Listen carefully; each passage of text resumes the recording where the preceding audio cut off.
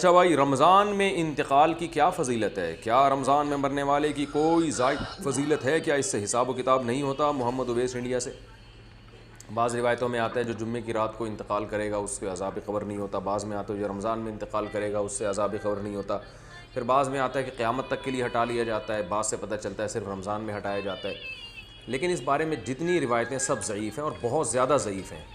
تھوڑی بہت ضعیف بھی نہیں ہیں۔ تو بعض علماء نے دیکھا کہ چلو روایتیں ہیں، اللہ کی رحمت سے امید کی جا سکتی ہے کہ بخشش ہو جائے گی، لیکن حقیقت جو ہے نا دلائل کی قوت کی روح سے ان روایتوں میں جان نہیں ہے۔ تو اس لیے جو ہے وہ اللہ کی رحمت سے تو دیکھیں کچھ بھی امید لگائی جا سکتی ہے، لیکن اگر ہم اللہ کی طرف منسوب کر کے کہیں اللہ کی طرف یقینی طور پر، تو اسی بات کی نسبت کی جائے گی جو اللہ کے رسول نے کہی ہے، اور جو اللہ کے رسول سے ہم تک صحیح سند کے ساتھ پہنچی ہے اس بات کی نسبت تو کی جائے گی۔ اس کے علاوہ نسبت کرنے میں جو ہے نا میری رائے تو یہ کہ احتیاط سے کام لینا چاہیے۔ البتہ یہ ضرور ہے کہ جو بھی مقدس جگہیں ہوں، مقدس مقامات ہوں، تو ان مقدس جگہیں اور ان مقدس مقامات میں موت کی ویسے ہی ایک فضیلت ہے۔ جمعے کا دن اور جمعے کی رات بھی مقدس، اور رمضان بھی مقدس ہے،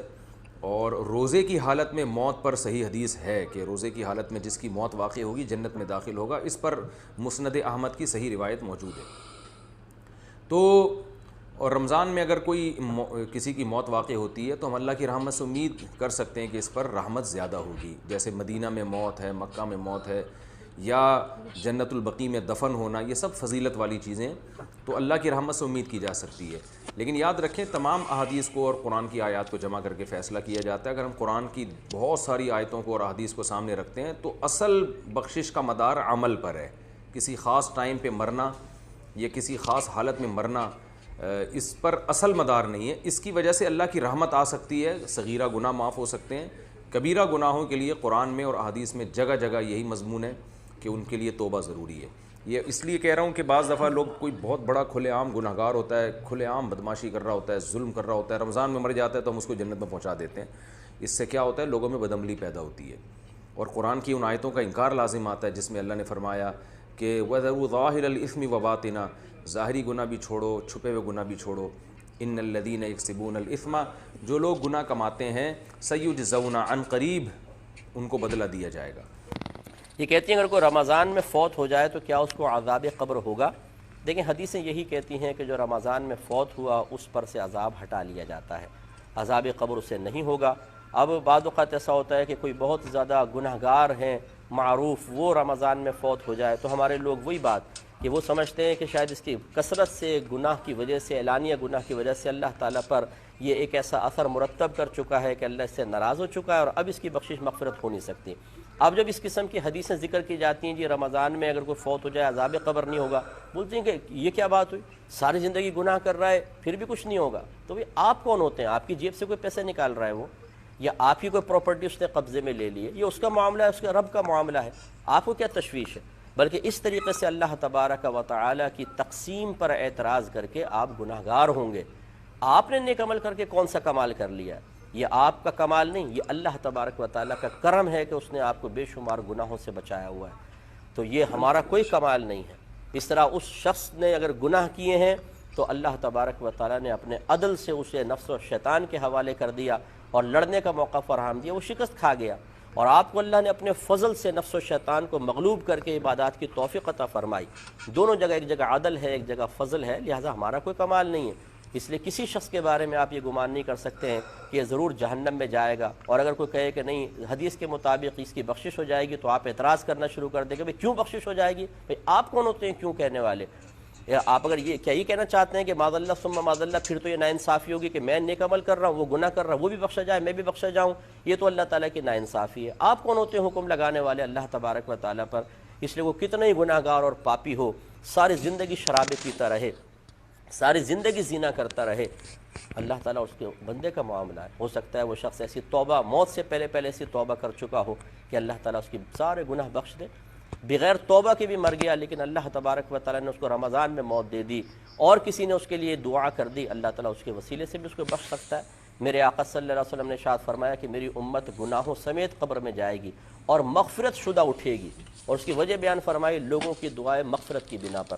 یہ شرح الصدور کے اندر یہ حدیث پاک موجود ہے۔ تو پوری امت کے ساتھ یہ معاملہ نہیں، لیکن اکثر کے ساتھ ایسا معاملہ ہے، کیونکہ بعض سرکار کے امتی جہنم میں بھی جائیں گے اور پھر آپ کی شفاعت سے وہ باہر آئیں گے، لیکن یہ اکثر لوگوں کے بارے میں سرکار کا قول ہے کہ میری امت گناہوں سمیت، ایک روایت میں ہے کہ میری امت گناہ سمیت قبر میں جائے گی تو جمعے تک انہیں عذاب ہوگا، اگر عذاب ہو رہا ہے جمعے کے بعد عذاب اٹھا لیا جائے گا۔ یہ تو میری اللہ کی مرضی ہے نا، تو اس طریقے سے ہمیں اللہ تعالیٰ کی تقسیم پر معترض نہیں ہونا چاہیے۔ اللہ نہ کرے، خدا نہ خواستہ آپ ابھی بڑے پپو ہیں، نیک ہیں، پرہیزگار ہیں، اور پھر آپ سے کوئی خطا ہو جائے تو اب آپ اپنے بارے میں کیا کہیں گے کہ ضرور آپ کی گرفت ہونی چاہیے، ضرور آپ کو رسوا ہونا چاہیے، ضرور بری موت آنی چاہیے، ضرور عذاب قبر ہونا چاہیے، ضرور میدان محشر میں آپ کو ذلیل کیا جانا چاہیے۔ رمضان کے بارے میں، لیکن وہ قرآن و سنت کے اصول میں بیٹھتی کوئی نہیں ہے۔ حساب تو بہرحال ہونا ہی ہے، حساب کے بعد ہی یعنی ہر شخص کو قبر میں آزمایا جانا ہے، سیدھی سی بات ہے۔ کیونکہ اکثر ہمارے یہاں یہ بڑی باتیں ہوتی ہیں لوگوں کے، بڑا خوش نصیب تھا جمعے کو مارا گیا یا رمضان۔ خوش نصیبی تو میرے بھائی اگر یہ ہے تو بخاری مسلم میں حدیث ہے، نبی علیہ السلام کا ایک غلام تھا مدعم، اتنا خوش نصیب تھا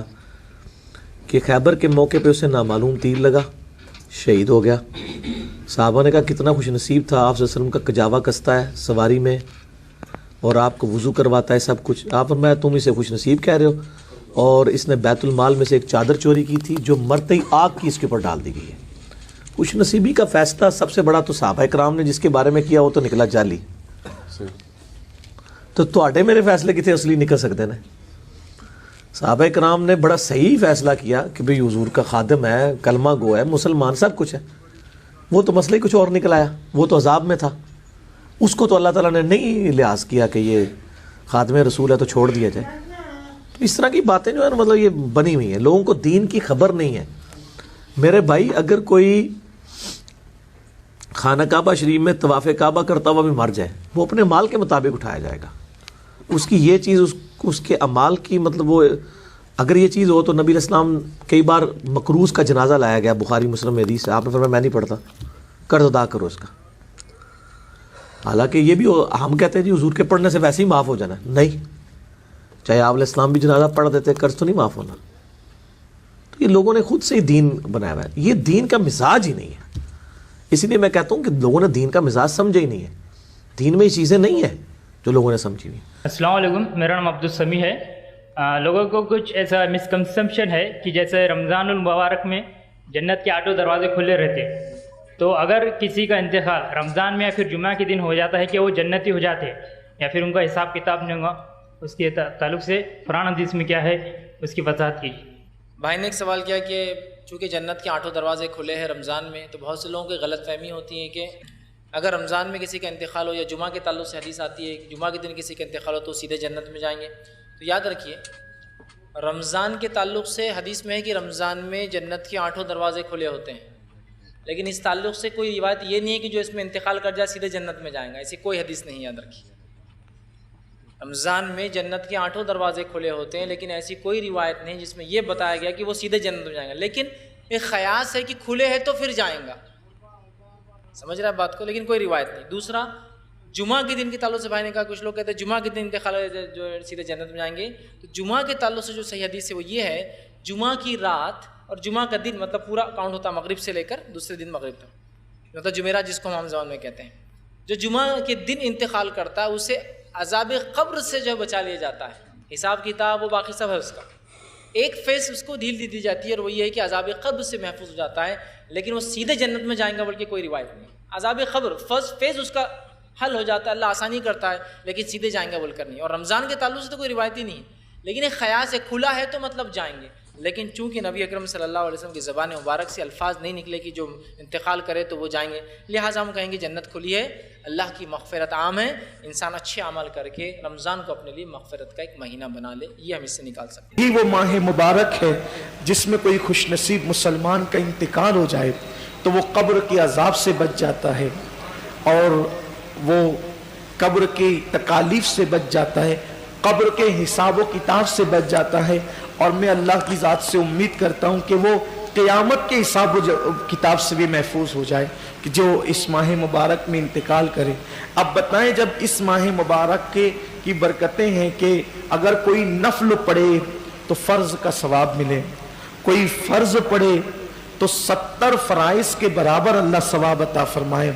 اگر کوئی صدقہ 1 روپیہ دے تو 70 روپے اللہ اس کو صدقہ کرنے کا ثواب عطا کرے. یعنی نیکیاں بڑھ رہی ہے، اجر بڑھ رہا ہے، ثواب بڑھ رہا ہے، اور پھر اس کی راتیں بے مثال.